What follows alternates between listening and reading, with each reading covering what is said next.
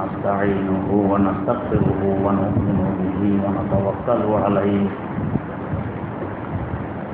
ونعوذ بالله من شرور أنفسنا ومن سيئات أعمالنا من يهده الله فلا مضل له ومن يضلل فلا هادي له ونشهد أن لا إله إلا الله وحده لا شريك له ونشهد أن سيدنا ونبينا ومولانا محمدا عبده ورسوله أرسله بالحق بشيرا ونذيرا وداعيا إلى الله بإذنه وسراجا منيرا صلى الله تعالى عليه وعلى آله وأصحابه وسلم تسليما كثيرا كثيرا أما بعد فأعوذ بالله من الشيطان الرجيم بسم الله الرحمن الرحيم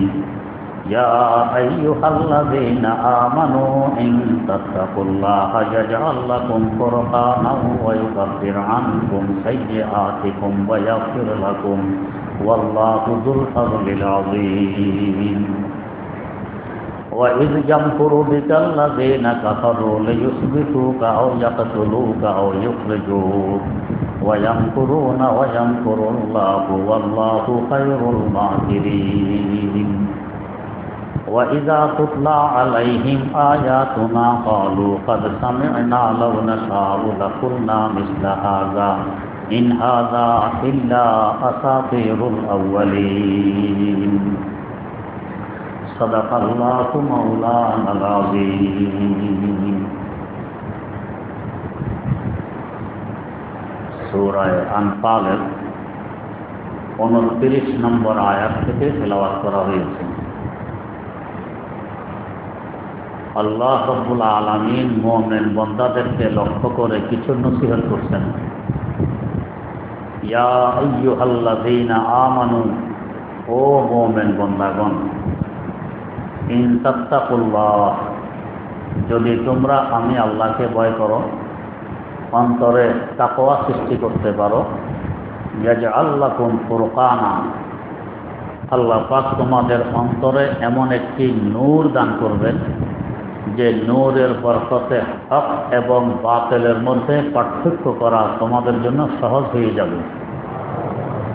ওয়া ইউকাফির আনকুম সাইয়্যাতিকুম, এবং তোমাদের গুনাহগুলো সব মাফ করে দিবেন। ওয়া ইয়াগফির লাকুম, তোমাদেরকেও ক্ষমা করে দিবেন। আল্লাহু যুল ফাজলিল আযীম, আল্লাহ রাব্বুল আলামিন বড় মেহেরবান। ওয়া ইয ইয়ামকুর বিকাল্লাযীনা কাফারু, ওই সময়কে স্মরণ করো ও আমার নবী, যে সময় তোমার সাথে খুব বেশি চেষ্টা প্রচেষ্টা চলছিল, তদবির চলছিল, ধোঁকাবাজে চলছিল। কিসের? লিয়ুসবিতুকা, নবী আপনাকে এরা বন্দী করে ফেলবেন। আও ইয়াকতুলুকা, অথবা হত্যা করে ফেলবে। আও ইউখরিজুকা, অথবা আপনাকে আপনার দেশ থেকে তাড়িয়ে দিবে। ওয়া ইয়ামকুরুন, তারা খুব বেশি ধোঁকাবাজি করতেছিল, তদবির করতেছিল আপনাকে এগুলো করার। ওয়া ইয়ামকুরুল্লাহ, আল্লাহ তদবির করতেছিলেন আপনাকে বাঁচানোর। ওয়াল্লাহু খায়রুল মাকিরিন, আল্লাহ রাব্বুল আলামিনের তদবিরই হলো সর্বশ্রেষ্ঠ তদবির। তার তদবিরের সাথে অন্য কারো তদবির কুলাইতে পারে না। যখন তাদেরকে আমার আয়াত তেলাওয়াত করে শোনানো হয়, তখন তারা বলে আমরা শুনেছি, আমরাও যদি চাই এরকম কিছু আয়াত আমরাও বানায় আনতে পারবো। ইন হাযা ইল্লা আসাতিরুল আউয়ালিন, এগুলো তো আগেকার যুগের লোকজনের কিসসা কাহিনী। ওয়া ইয ক্বালুল্লাহুম্মা ইন কানা হাযা হুয়াল হাক্কু মিন ইনদিক ফাআমতির আলাইনা হিজারাতাম মিনাস সামা আও ইতিনা বিআযাবিন আলীম, যখন তাদেরকে একথা বলা হয়, ও আল্লাহ, তারা যখন একথা বলে যে তুমি যা কিছু বলছো এগুলো সব হক, তাহলে তোমার কাছে আমাদের দাবি যে আমাদের উপর পাথরের বৃষ্টি বর্ষণ করে দেখাও আকাশ থেকে, অথবা অন্য কোনো কঠিন আযাব এনে দেখাও, তাহলে আমরা বুঝবো তোমার এই কথাগুলো আল্লাহর পক্ষ থেকে হক কথা বলতেছ, আর না হলে তোমাকে মানি না। এই তো গেল আয়াতের অনুবাদ। আল্লাহ রাব্বুল আলামিন মুমিনদেরকে সম্বোধন করে তাকওয়া অর্জনের জন্য বলতেছেন, তাকওয়া অর্জন করো। তাকওয়া কি? তাকওয়ার অনুবাদ আমরা ভয় শব্দ দিয়ে করি, যে আল্লাহর ভয় অন্তরে সৃষ্টি করো। ভয় হয় দুই প্রকারের। এক ভয় হয় শাস্তির ভয়, আমি যদি অমুককে না মানি সে আমাকে শাস্তি দিবে। আর এক ভয় হলো মহব্বতের ভয়, ভালোবাসার ভয়। অমুকের কথা না শুনলে মহব্বত থাকবে না, বন্ধুত্ব টিকবে না, বিচ্ছেদ ঘটবে। এই দুই রকমের ভয় হয়। প্রথম ভয় যেটা, এটা ক্ষণস্থায়ী, স্থায়ী হয় না। যতক্ষণ ডান্ডা আছে অতক্ষণ ভয় আছে, ডান্ডা নেই তো ভয়ও নেই, এটা ক্ষণস্থায়ী। আর দ্বিতীয় ভয় যেটা মহব্বতের ভয়, ভালোবাসার ভয়, এটা চিরস্থায়ী। এটা যার সাথে মহব্বতের সম্পর্ক সে সামনে থাকলেও ভয় আছে, সে সামনে না থাকলেও ভয় আছে। আমার কোন কাজ, কোন কথা তার কানে পৌঁছে এবং সে পছন্দ না করে বন্ধুত্ব ভেঙে যায়, এই ভয় সব সময় লেগেই থাকে। এটা হলো আসল ভয়। তো আল্লাহ রাব্বুল আলামিনের ভয় অন্তরে সৃষ্টি করার কথা আল্লাহ পাক বলতেছেন উভয় প্রকারের। ডান্ডার ভয়, মহব্বতের ভয়। ডান্ডার ভয় তো আছে যদি আল্লাহকে না মানি। দুনিয়াতেও শাস্তি। কি শাস্তি? হয়তো অর্থ সম্পদ না দিয়ে শাস্তি, অথবা বেশি দিয়ে শাস্তি, দুইটাই কিন্তু শাস্তি হয়। অর্থ সম্পদ নেই, আমি কাঙ্গাল, এটাও একটা শাস্তি।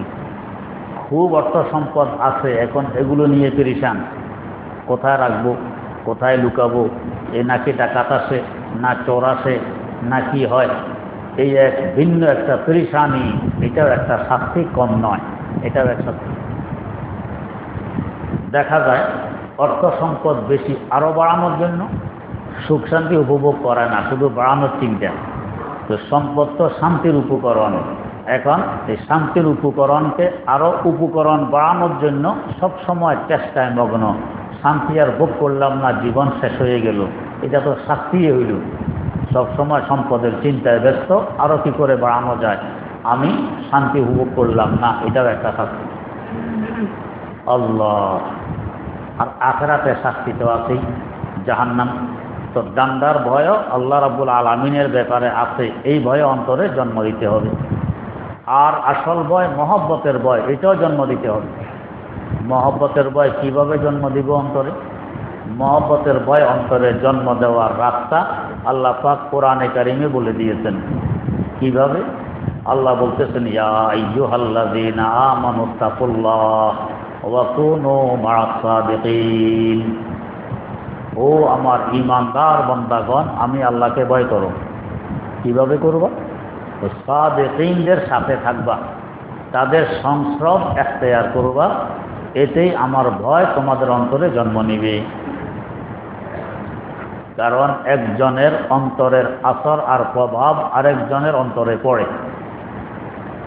একজনের অন্তরের আসর আর প্রভাব আরেকজনের অন্তরে পড়ে, খুব দ্রুত পড়ে।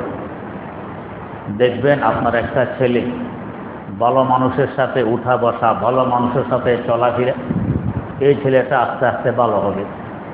আর যদি বকাটে ছেলেদের সাথে গড়ে, মস্তানদের সাথে উঠা বসা করে, কয়েকদিন পর দেখবেন আপনার ছেলেও বকাটে, সেও একজন মস্তান, এখন আপনার কথা শোনে না। তো কেন সে মস্তান হইল? একসময় তো ভালো ছিল।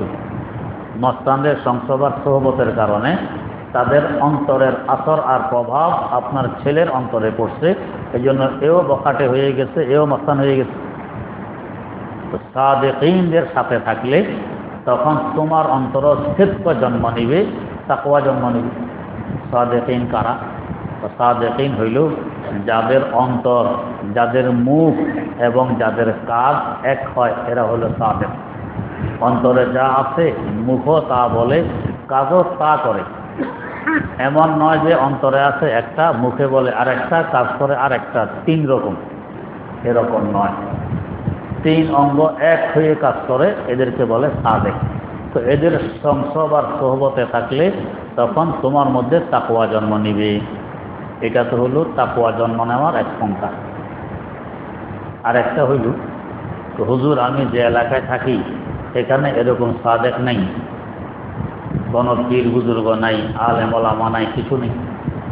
এক তো হলো এই কথাটি সঠিক নয়, আছে, আমার খোঁজ করার অভাব, খোঁজ করার দুর্বলতা, কিন্তু এরকম লোক আছে, খোঁজ করলে পাওয়া যাবে।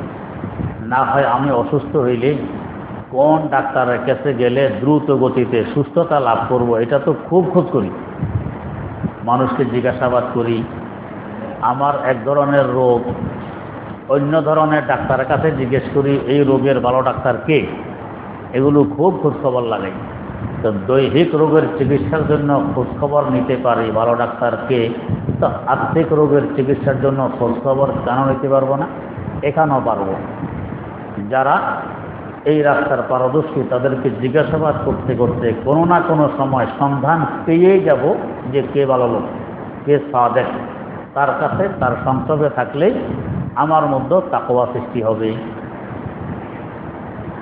হ্যাঁ, যদি কোনো বস্তি এমনই হয় যে এখানে আসলে ভালো লোক নেই, এমন বস্তি পাওয়া যাওয়া তো কঠিন, ভালো লোক আছে, না থাকলে আমার আল্লাহ হুকুম দিতেন না যে ভালো লোকদের কাছে থাকুন, ভালো লোক আছে।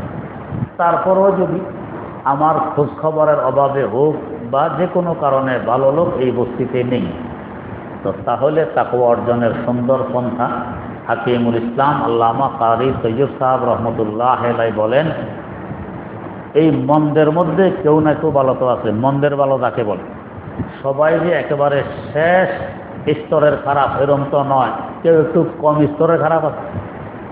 এমন এক লোকের সাথে বন্ধুত্ব স্থাপন করো, এই শর্তে যে ভাই আমার মধ্যে যদি কোনো খারাপই দেখো, অবৈধ কাজ দেখো, আল্লাহর নাফরমানি দেখো, তুমি এটা ধরে দিবি যে এই কাজটা তো ভালো নয়, এতে আল্লাহ নারাজ হবে, এটা নাজায়েজ কাজ, তুমি ধরে দিবে। আর তুমি যদি এরকম কোনো খারাপ কাজে লিপ্ত হও তো আমি ধরে দিব, তো ওরটা তুমি, তোমারটা হে। তো এই হিসাবে বন্ধুত্ব স্থাপন করবে, এটাকে বলা হয় মুওয়াফাত। যেরকমভাবে আল্লাহর নবী সাল্লাল্লাহু আলাইহি ওয়াসাল্লাম মুহাজিরদের সাথে আনসারদের বন্ধুত্ব বানাই দিয়েছেন, যে একজন মুহাজির তুমি অমুক আনসারের বন্ধু, তুমি অমুক আনসারের বন্ধু। এইভাবে হইতে হইতে মুহাজির একজন রয়ে গেছে, আনসার শেষ, এখন এই একজনের বন্ধু কে হবে? মুহাজির ওই একজন ছিলেন হযরতে আলী মুর্তাজা রাদিয়াল্লাহু তাআলা আনহু। বাকি সকলের সাথে আল্লাহ রাসূল জুড়ে মিলাই দিয়েছেন, তোমার দুঃখে সুখে এ পাশে থাকবে, ওর দুঃখে সুখে তুমি তার পাশে থাকবে। হযরতে আলী ফাঁকে পড়ে গেছেন, আর মুহাজির আনসার আর নেই, মুহাজির একজন উনি বাকি রয়েছেন। হযরত আলী মনে মনে দুঃখিত যে আমার বুঝে এরকম কেউ সাথে সঙ্গে হইল না, আমার বিপদে আপদে পাশে দাঁড়ান। হুজুর সাল্লাল্লাহু আলাইহি ওয়াসাল্লাম বুঝছেন হযরত আলীর চেহারা দেখে, কারণ আমার আপনার চেহারা হলো অন্তরের মুখপাত্র, অন্তরে কি থাকে এটা চেহারা দেখলেই বুঝে আসে। না হয় দেখবেন কাউকে দেখে তো ভাই খুব পরেশান মনে হইতেছে, খুব টেনশন করতেছেন মনে হইতেছে, কারণটা কি? টেনশন আর পরেশানি তো দিলের কাজ, অন্তরের কাজ। আপনি কি করে বুঝতেছেন টেনশন করতেছেন, পরেশান বিচলিত মনে হইতেছে? চেহারা দেখে। কারণ অন্তরের তর্জুমানি করে, অন্তরের মুখপাত্র হয় চেহারা, চেহারা দেখলে বুঝে। আবার ভাই খুব আনন্দিত দেখতেছি, খুব খুশি দেখতেছি, কারণটা কি? তো আনন্দ আর খুশির সম্পর্ক অন্তরের সাথে, কিন্তু আপনি বলতেছেন অন্তর তো আপনি দেখেন না, কিভাবে বলেন? চেহারা দেখে বলতেছেন, অন্তরের তর্জুমানি করে চেহারা, চেহারা হলো অন্তরের মুখপাত্র, তো চেহারা দেখলে বুঝে আসে। তো আলী মুর্তাজা রাদিয়াল্লাহু তাআলা আনহুর চেহারা দেখে হুজুর বুঝছেন যে আলী পেরেশান, দুঃখিত যে সকল মুহাজিরের একজন একজন আনসার বন্ধু পাওয়া গেল, আর আমি আলী মুহাজিরের কোনো বন্ধু পাওয়া গেল না, বড় দুঃখিত। হুজুর বুঝে বলতেছেন, আলী আজকে থেকে আমি তোমার বন্ধু, তুমি আমার বন্ধু। আল্লাহ।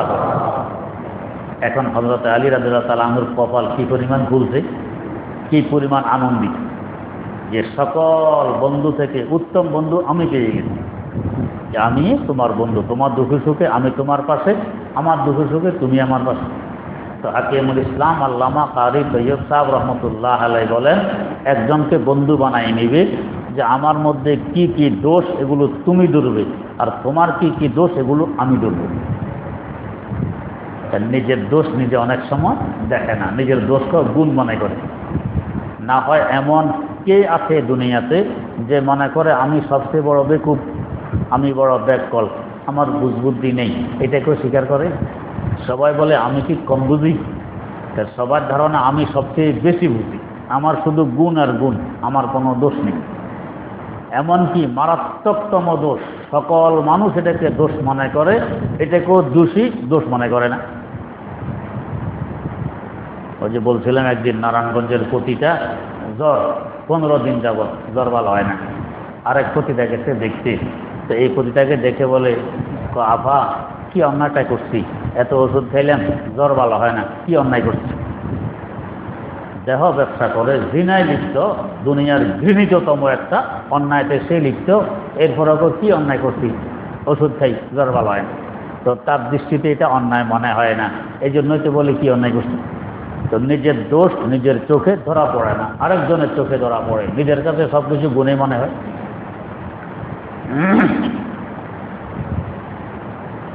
হাকিমুল উম্মত মুজাদ্দিদুল মিল্লাত হযরত থানভী রহমতুল্লাহ আলাইহি কথায় কথায় বলতেন, মসনবী শরীফের একটি শের, ঈসা না তুয়া গর্তে বতদবি কে পরেশান, ঈসা না তুয়া গর্তে বতদবি কে পরেশান, বনমায়ে বসাহেব নজরে জওহরে দারি, বনমায়ে বসাহেব নজরে জওহরে দারি, ঈসা না তুয়া গর্তে বতদবি কে পরেশান।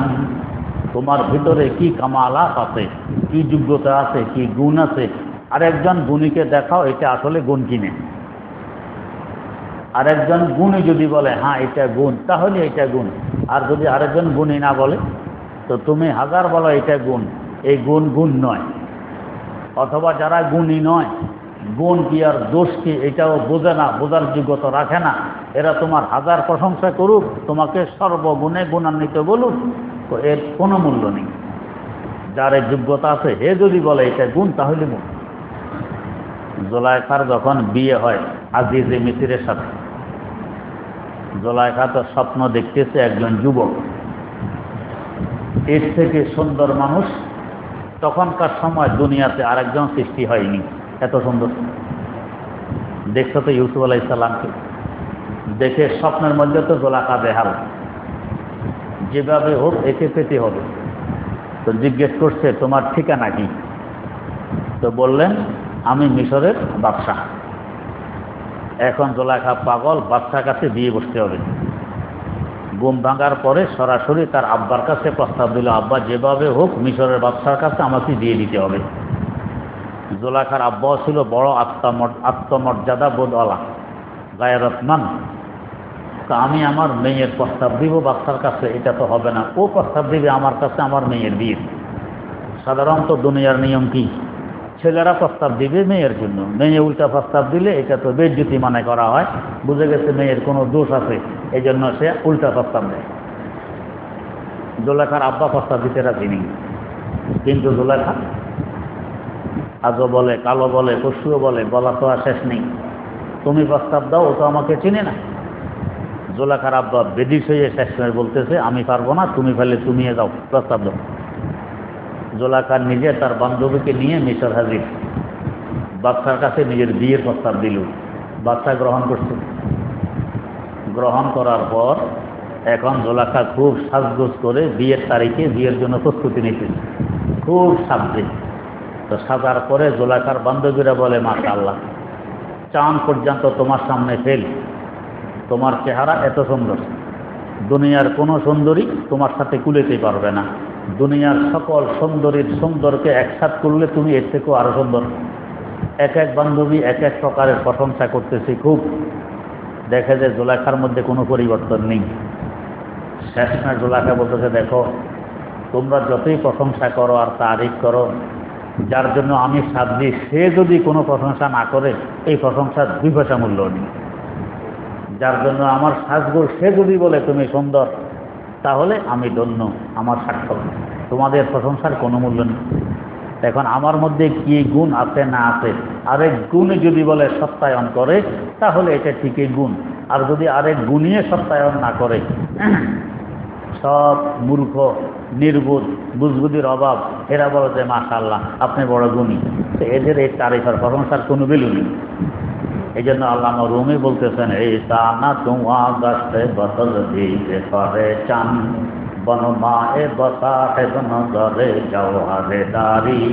তোমার ভিতরে কি জওহার আছে, কি মণিমুক্ত আছে, কি গুণ আছে, কি কামাল আছে, কি যোগ্যতা আছে, এটা আরেক কামালওয়ালা, আরেক যোগ্যতা সম্পন্ন ব্যক্তি যদি বলে হ্যাঁ এটা তোমার গুণ, তো তাহলে এটা গুণ। আর অন্যরা বললে সে কিসের গুণ? উনি তো বলতেছেন এই সানা তোমা গাছে বতল দিকে করে চান। খর মানে গাদা, তো কিছু গাদা যদি তোমাকে সত্যায়ন করে তো তুমি বড় জ্ঞানী। তো গাদার সত্যায়নে কি আসে আর যায়? এতে কি তুমি জ্ঞানী হইবে? মোটো হইবে না। আল্লাহ, তো এখন আমার দোষ আমি ধরতে পারবো না, আমার দোষও আমার কাছে গুণে মনে হয়।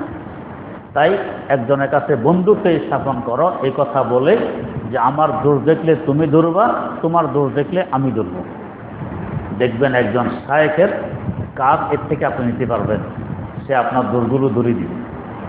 আবার কেউ কেউ তো আছে দোষ ধরলে উল্টা, হ্যাঁ নিয়ে তুমি আমার দোষ ধরতে আসছো, আমি তোমার থেকে কম বুঝি।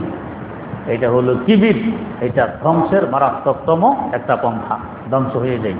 হে দোষে ভালো কথা, সে আমার মহসেন, তার বড় অবদান আমার সামনে।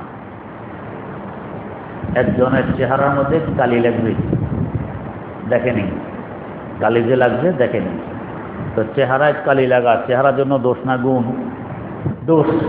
দেখতে কেমন দেখা যাবে? চেহারা সুন্দর দেখা যাওয়া হলো চেহারার জন্য গুণ, দেখতে খারাপ দেখা যায়। কিন্তু দেখি না, আমি আয়না এখানে হাতে নিয়ে দেখি সর্বনাশ, সারা চেহারা শুধু কালি, চেহারা তো বৃষ্টি হয়ে যাচ্ছে। এখন রাগে আয়না আছাড় মেরে ভাঙি ফেলছে। আয়না যে ভাঙলো, এটা আমি ভালো করছি না খারাপ করছি? খারাপ করছি, কারণ আয়না যে আমার চেহারার দোষটা দেখাই দিল, এটা আয়না ভালো করছে না খারাপ করছে? ভালো করছে। এখন আমি এই কালিগুলো সাবান দিয়ে ধুয়ে পরিষ্কার করতে পারবো, চেহারা আবার সুন্দর হবে।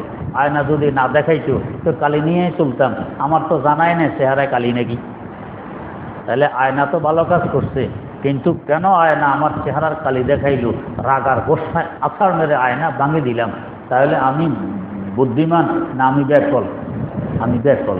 তো ঠিক এক মোমেন আরেক মোমেনের আয়না, সে আমাকে ধরাই দিল তোমার ভিতরে দোষটা আছে, তো ভালো করছে না খারাপ করছে? ভালোইতে করছে। আমি এখন সংশোধন হতে পারবো, ওই দোষ ত্যাগ করতে পারবো। কিন্তু উল্টা আমরা তার উপরে গোসা, হ্যাঁ তোমার এত বড় সাহস, আমি তোমার বাপের থেকে বড়, তুমি একটা আমার দোষ ধরা দিবে। এটা বুঝে গেছে বড় ব্যাকল, আসলে বেকুব। দৌড় দোষে তো ভালো করছে, খারাপ তো করেনি। আমি এখন সংশোধন হতে পারবো। অনেক সময় দেখা যায় ওই পানি সাথে খুব বেশি উজুখানায়, তার একজনে বলতেছে চাচা মিয়া পানি আরো কম ছাড়লেও তো হইতো। হ্যাঁ একবারে তুমি খুব বেশি বলছো, মসজিদে আমি চাঁদা দিই, তুমি 2 দিন চাঁদা দিয়েছিলে 2 টাকা, এই চাঁদা। আরে মসজিদের চাঁদা পানি বেশি খরচ করার জন্য দেব। আমার কাছে একজন আসছে খুব গরম হয়ে, আমাদের ঈদগাহ মাঠে ওই মেশিনে পর্দা দিয়ে ছায়া ফেলে আর কি কি মানুষকে বুঝায়। বাইজিদ খান পন্নির কথাবার্তা। বাইজিদ খান পন্নী এক লোক আছে, এক সময় কলিকাতা কলেজের প্রফেসর ছিলেন, বাড়ি হলো টাঙ্গাইল। এখন তার একটা দল আছে, নাম হলো হিজবুত তাওহীদ। এবং অনেকের নাম শুনবেন হিজবুত তাওহীদ। তার দাবি কি? আল্লাহর নবী কোনো ধর্ম রহিত করার জন্য আসেননি, সারা দুনিয়া এক ধর্ম প্রতিষ্ঠার জন্য আসছেন, সকল ধর্মের সমন্বয়। এই জন্য তার লোগো দেখবেন 6টা হাত, একটা মুসলমানের, একটা হিন্দুর, একটা খ্রিস্টানের, একটা ইহুদির, একটা জৈনের, আর একটা হলো বৌদ্ধদের। এই 6 হাত মিলি এক। ব্যস্ত কি যে কোনো ধর্মের থেকেই স্বর্গ পাওয়া যায়, এটা তার দাবি। আর ইসলাম তাকে বিগড়ে দিয়েছে, এখন আসলে ইসলাম নাই। কে বিগড়েছে? তো আলেমরা। সে আবার ইসলাম বলা, সে বলে ইসলাম। ইসলাম সে ইসলাম নয়, ইসলাম সে ইসলাম নয়। কেন সেটা সে ইসলাম নয়? তার কতগুলো কারণ দর্শাইছে। এক কারণ কি, আল্লাহ নবীর জমানায় কোরআন শরীফ ছাপা হয় নাই, মৌলবীরা চকচকে কাগজে কোরআন শরীফ ছাপছে, এই জন্য এই ইসলাম সে ইসলাম নয়।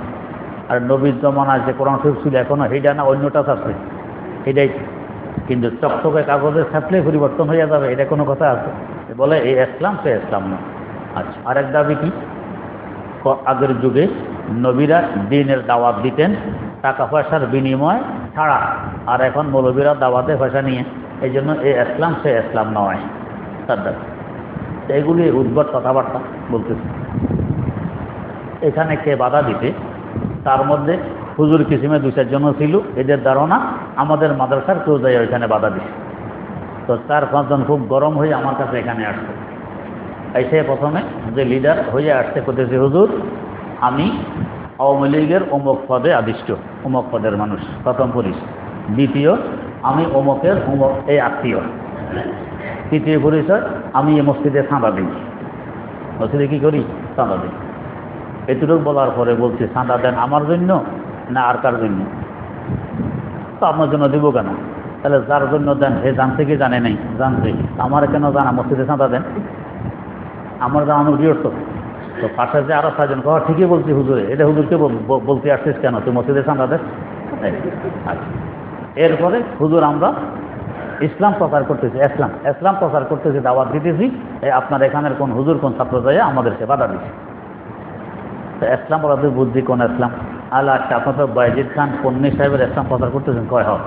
আচ্ছা, তো ওনার মূল দাবি হলো এ ইসলাম সে ইসলাম নয়। মানে এখনকার যে ইসলাম আছে এটা রাসূলের যুগের ইসলাম। কারণ কি, উনি কোরআন শরীফ ছাপেন নাই, মৌলবীরা ছাপছে। আচ্ছা, রাসূলের যুগে এইভাবে মেশিনার ফরোয়া দিয়ে ইসলাম প্রচার করা হয়েছিল? কয় না। তাহলে আপনার বোন নিজে এখন প্রচার করে, তাহলে ওনার ইসলামও তো সে ইসলাম নয়। হ্যাঁ, রাসূলের মেশিন দিয়ে পর্দা দিয়ে ইসলামের দাওয়াত দেয়নি। আচ্ছা, রাসূলের যেমন রাসূল পত্রিকা ছাপছিল? কয় না। তা আপনার বাজিদ খান পন্নীর কয়েকটা পত্রিকা ছাপতেছে, দৈনিকও আছে, সাপ্তাহিকও আছে। তাহলে দেখা যায় পন্নী সাহেবের ইসলামও সে ইসলাম নয়। আচ্ছা, রাসূল কোনো বিনিময় ছাড়া ইসলাম প্রচার করছেন, মৌলবীরা বিনিময় নেয়, এই জন্য মৌলবীদের ইসলাম সে ইসলাম নয়। আপনার বাজিদ খান মনে যে পত্রিকা বিক্রি করে 5 টাকা করে, বিনিময় কেন? রাসূল তো বিনিময় ছাড়া ইসলাম প্রচার করছেন, আপনার বাজিদ খান পন্নী ইসলাম প্রচারের জন্য পত্রিকা ছাপেন, 5 টাকা করে বিক্রি কেন করেন, বিনিময় কেন নেন? আচ্ছা, 4 নম্বর কথা, রাসূল কি মহিলাদের মাধ্যমে পত্রিকা বিক্রি করেছিলেন? কয় না। তো আপনার পন্নী কেন পুরুষদের মাধ্যম ছাড়া মহিলাদের মাধ্যমে পত্রিকাগুলো বিক্রি করায়? তো বুঝে গেছে ওনার ইসলামও তো সে ইসলাম নয়। তো বাকি থাকেন কই, চলো চলো, উঠে চলে গেছে। 2 দিন পরে আমি ওইদিকে যাইতেছি, একজন দৌড়ে আসা, মোতাফা হুজুর আমরা তো বুঝি নাই, আমাদেরকে ধোঁকা দিয়েছিল, আমরা তো এর সহযোগী ছিলাম, ধোঁকা দিয়েছে, আমরা ওই যে আপনার কথায় বুঝছি এগুলো সব ধোঁকা। এরা আবার মেশিন টেশিন নিয়ে আসছে এদিকে কোন মাঠে, তো আমরা সব ব্যাঙ্গা টেঙ্গা দিয়ে দিছি যে না আমাদেরকে ধোঁকা দিয়েছে, এগুলো এখানে চলবে না। তো তাহলে বাস্তবে আমার কামাল কোনটা আর আমার দোষ কোনটা, এটা আরেক কামালওয়ালা, আরেক যোগ্য মানুষ যদি সত্যায়ন করে যে হ্যাঁ এটা তোমার কামাল, তাহলে কামাল, সত্যায়ন না করলে তো কামাল নয়। তো আমার দোষ তো আমি দেখি না। তো এখন পন্নী মৌলবীদের দোষ ধরতেছে, কেন কোরআন শরীফ ছাপলো, এটা এদের দোষ। আর নিজে কেন পত্রিকা ছাপে, নিজে কেন মেশিন দিয়ে নিজের মতবাদ প্রচার করে, এটা মোটেও দোষ নয়, এটা দেখা যায় না, এটা তো আরেকজনে ধরবে। তো একজনের সাথে বন্ধুত্ব করবো, ভাই আমার দোষ তুমি ধরবা, তোমার দোষ আমি ধরবো। দৌড় ধরলে রাগ করা যাবে না, বরং যে আমার দৌড় ধরতেছে সে আমার মুহসেন, তার বড় অবদান আমার উপরে, সে না ধরলে এই দোষ মত পর্যন্ত আমার মধ্যে থাকতো, ধরার কারণে সংশোধনের একটা সুরত আমার সামনে আসছে, সংশোধন করতে পারবো, না হয়তো সংশোধন হতে পারতাম। তো যে দৌড় ধরে তার উপরে রাগ করা নয়, বরং দয়া করা, যে ভাই মাশাআল্লাহ আপনি দৌড় ধরছেন, আল্লাহ আপনাকে উত্তম প্রতিদান দান করুক, এটা না ছিল নিয়ম। আমরা উল্টা চটে যাই, রাগ হয়ে যাই। তাই এখন আরেকজনের দোষ ধরাও বড় মুশকিল। একজনের জুতা রাখছে ওই মসজিদের এখানে, তো রাখছে যে হয়তো মানুষ আসতে যাইতে, এবার কীভাবে ও জুতা রাখছে বাক্সর বাইরে। কোথায় রাখছে? বাক্সের ভিতরে আর জায়গা নেই, বাক্স বাইরে জুতা।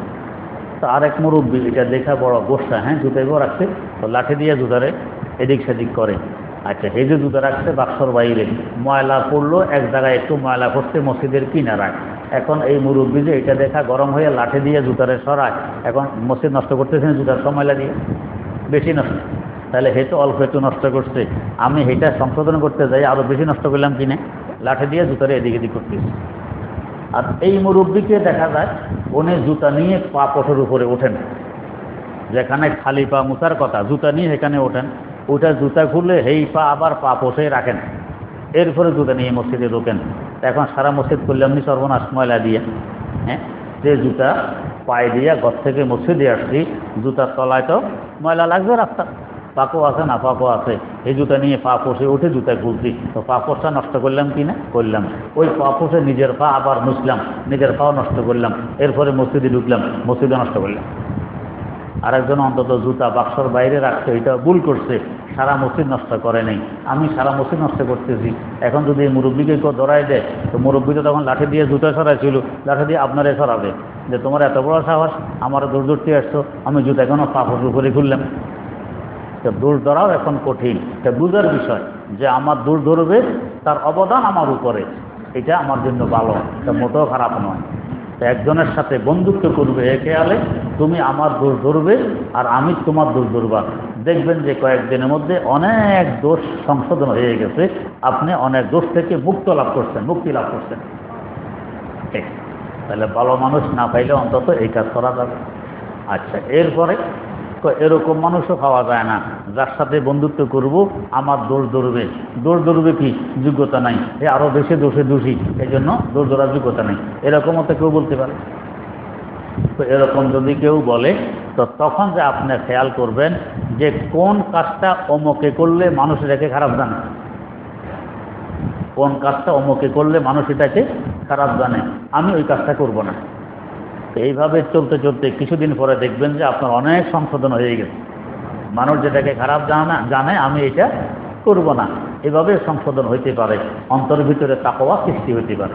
তো আল্লাহ রাব্বুল আলামিন বলতেছেন, ইয়া আইয়ুহাল্লাযীনা আমানু ইন তাত্তাকুল্লাহা ইয়াজআল লাকুম ফুরকানা, যখন আল্লাহকে ভয় করো, আল্লাহর ভয় তোমাদের অন্তরে জন্ম নিবে, তো তখন আল্লাহ পাক এমন একটি নূর তোমাকে দান করবেন, এটার বরকতে কোনটা হক কোনটা বাতিল তোমার অন্তর বলে দিবে, এটা হক এটা বাতিল। এটা সাধারণ কথা নয়, ছোট যোগ্যতা নয়, অনেক বড় যোগ্যতা হক বাতিল বুঝা। কোন কাজ করলে আমার আল্লাহ খুশি হবেন, কোনটা করলে নারাজ হবেন, অন্তর বলে দিবে। তখন বলা হয় এরা ইয়ানজুরু বিনূরিল্লাহ, আল্লাহ পাকের নূর দিয়ে এরা দেখেন। যার কয়েকটি প্রমাণ, যখন ধূমপান শুরু হয়েছিল, ধূমপান, তখন বিরোধিতা করতে কারা? ওলামায়ে কেরাম, যে এটা করবা না, ধূমপান ভালো কাজ নয়। কিন্তু তখন অন্যরা ওলামায়ে কেরামের কথা শোনে নেই। মৌলবী কি বুঝে?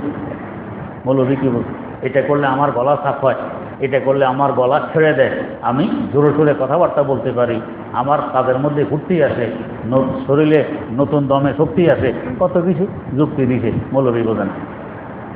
50 বছর ধূমপান করে এখন তেরে থাকে সর্বনাশ। এখন যাইয়া ধূমপান মুক্ত দিবস পালন করে, ধূমপানের জন্য প্যাকেটে লেখা দেয় ধূমপান মানে বিষ পান। 50 বছর পরে বুঝে আসছে, তো মৌলবীদের আগে কেন বুঝে আসলো? আল্লাহ রাব্বুল আলামিনের তাকওয়া এদের অন্তরে আছে বিদায় ইয়ানজুরু বিনূরিল্লাহ, ওই নূর দিয়ে তারা দেখে এটা যে ক্ষতিকর, তখনই মানা করছিল, বোঝে নাই, এখন বুঝে আসছে। এরপর আরেকটা দৃষ্টান্ত দেই, যখন নতুন নতুন মোবাইল বেরিয়েছে, মোবাইল আলেম ওলামারা বিভিন্ন মাদ্রাসায় আইন করছে, খবরদার কোনো ছাত্র মোবাইল ব্যবহার করতে পারবে না, খুব কঠিন আইনেরা করছে, কোনো ছাত্র মোবাইল ব্যবহার করতে পারবে না। পত্র পত্রিকা লেখালেখি হচ্ছে এর বিরুদ্ধে, যে এরা ছাত্রের স্বাধীনতা হরণ করে, বাচ্চাদেরকে স্বাধীনভাবে চলতে দেয় না, মোবাইলে কত কিছু শিকার আছে, এরা বাধা দেয়, মোবাইল ব্যবহার করতে দেয় না, মৌলবীদের বিরুদ্ধে লিখছে। আমি নিজে পড়ছি পত্র পত্রিকায় কতজনের প্রবন্ধ। আর এখন বিভিন্ন কলেজে নিষেধ, বিভিন্ন ভার্সিটি নিষেধ, বিভিন্ন স্কুলে নিষেধ, তখন যে বিরুদ্ধে লিখছো, এখন নিষেধ করো কেন? তো বোঝা গেছে মৌলবীরা ইয়ানজুরু বিনূরিল্লাহ, আল্লাহর ওই নূর দিয়ে তারা দেখে, এটা কত বড় ক্ষতিকর চরিত্রের জন্য, কত বড় ক্ষতিকর মানবতার জন্য, ছাত্রদের ব্যবহারের যোগ্য নয়। এটা যখন যাইয়া ভারিত্ব আসবে, যখন ভালো মন্দ বোঝার যোগ্যতা আসবে, তখন ব্যবহার করবে, এখন ব্যবহার করা যাবে। এই জন্য জনাব মান আবুতার মেজর সাহেব এটার নাম দিয়েছেন দর। মোবাইল নয়, এটা কি দর। দর মানে ক্ষতিকারক, এটার নাম হয়েছে ক্ষতিকারক। কত লক্ষ লক্ষ যুবকের চরিত্র হরণ করছে, লক্ষ লক্ষ যুবতীর চরিত্র হরণ করছে, লক্ষ লক্ষ সংসারে আগুন জ্বালাইছে, লক্ষ মানুষ আত্মহত্যা করছে এই মোবাইলের কারণে। যে পরিমাণ উপকার কয়েক হাজার গুণ বেশি ক্ষতি, কয়েক হাজার গুণ বেশি ক্ষতি। তো ওলামায়ে কেরাম তো প্রথমেই বিরোধিতা আরম্ভ করছিলেন, তখন বুঝো নাই, এখন বুঝে আসছে। তো তখন ওলামায়ে কেরাম শুরুতেই বুঝছেন, কি দিয়ে বুঝছেন? আল্লাহ রাব্বুল আলামিন তাকওয়ার বরকতে একটা নূর তাদের অন্তরে দিয়েছেন, ওই নূর দিয়ে তারা বুঝেন। তো নূরওয়ালার সাথে যদি আমার সম্পর্ক হয়, তো আমার মধ্যে সে নূর প্রভাব বিস্তার করে, আমার অন্তরও নূর দ্বারা নূরান্বিত হয়ে যায়। একটা বাতি এখানে জ্বালাইছেন, আরেক বাতিতে আগুন নেই, সেটা জ্বলে না। এই বাতির সাথে লাগাইছেন, ওটার মধ্যে আগুন জ্বলবে কি না? জ্বলবে। এরপরে পৃথক করছেন, আগুন নিববে না, এখনো জ্বলতেই থাকবে, জ্বলতেই থাকবে। তো নূরওয়ালার সাথে আসো, তার শব্দবে আসো, তার কলবের নূর তোমার কলবকে নূরানি বানাবে, এখানেও নূর আসবে। এরপরে তুমি পৃথক হয়েছ, নূরেরটা নিববে না, এখানে এই নূরটা থাকবে, এটা আছে। এই জন্য কুনু মা'আ সাদিকিন, সত্যবাদীদের সংসদ এখতিয়ার করো, তাদের কাছে থাকো, উঠা বসা করো, আসা যাওয়া করো, তাদের পরামর্শ নিয়ে চলো, তখন দেখবে তোমার মধ্যে তাকওয়া আর পরহেজগারি জন্ম নিবে। নিলেই আমার আল্লাহর ওয়াদা, ইয়াজআল লাকুম ফুরকানা, হক বাতিল বুঝার যোগ্যতা তোমাকে আল্লাহ পাক দান করবেন। ওয়া ইউকাফির আনকুম সাইয়্যাতিকুম, এবং গুনাহ খাতা তোমাদের থেকে দূর করে দিবেন। গুনাহ দেখলে অন্তর বলবে এদিকে যাওয়া যাবে না, সে ঘৃণিত কাজ, এটা মারাত্মক কাজ, এটা বড় অপরাধ। ওয়া ইয়াগফির লাকুম, আর যেগুলো আগে করে ফেলতো এগুলো আল্লাহ পাক ক্ষমা করে দিবেন তাকওয়ার বরকত। ওয়াল্লাহু যুল ফাযলিল আযীম, ও পিছনের গুনাহ ক্ষমা করবেন কেন? উনি বড় দয়াবান, দয়ার সাগর। তো বান্দা আগে শোনে নাই, বোঝে নাই, এখন তো আরেক তাকওয়াওয়ালার সংসদে গিয়ে তাকওয়া অর্জন করছে, তার অন্তরে এখন তাকওয়া আছে। এই জন্য এর বরকতে আমি যেহেতু দয়াবান, তাই আগের ভুলভ্রান্তিগুলোও ক্ষমা করে দিলেন।